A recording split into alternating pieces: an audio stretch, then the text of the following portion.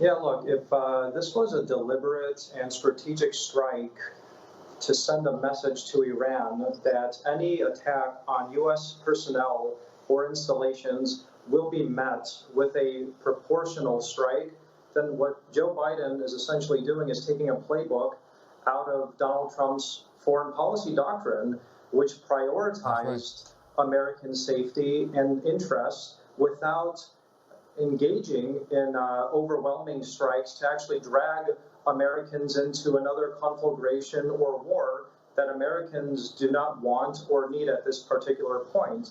And regarding this particular situation with the women, while of course striking and killing women and children is morally abhorrent, legally, if he had done that, it would have been totally illegal. So it was the right move for the president to actually step back and not engage in this strike, which, quite frankly, all the reporting suggests that the first strike didn't achieve any U.S. strategic aims. So killing women and children in a second strike would have only stirred up the hornet's nest in a region which it was Biden's own foreign policy while he was vice president under Obama that actually created this mess that we're in by leading from behind, which resulted today in the Russians having this world-renowned naval installation at Tartus, the Iranians financing and arming these various Shiite groups in Syria.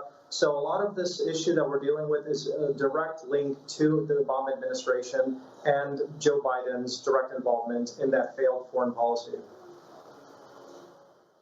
Yeah, so you make a really important point. He could be taking a bit of a page out of Donald Trump's playbook here by starting to do surgical strikes. Clearly, Obama and even the Bush administration could be faulted for not hitting these militia groups that are funded by Iran, who were killing American forces and American contractors and attacking our facilities.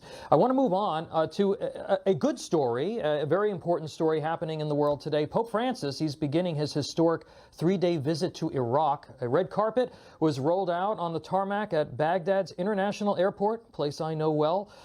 The Iraqi Prime Minister was on hand to greet him.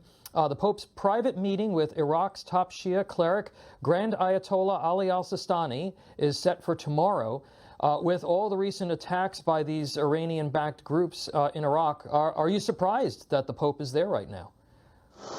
I think one of the greatest achievements of Donald Trump's administration was actually focusing and prioritizing religious freedom in the Middle East and around the world. I believe that policy actually helped usher in this move by the Pope to actually go into what is a war zone today in Iraq to try and reconcile the various political factions and in the region in which the three major great faiths around the world, Judaism, Christianity, and Islam, reside. So the Pope, I think, is doing the right thing here. Unfortunately, the Pope wasn't too cordial with Secretary of State Mike Pompeo when he actually was touring the Middle East and condemning autocratic governments like Turkey for their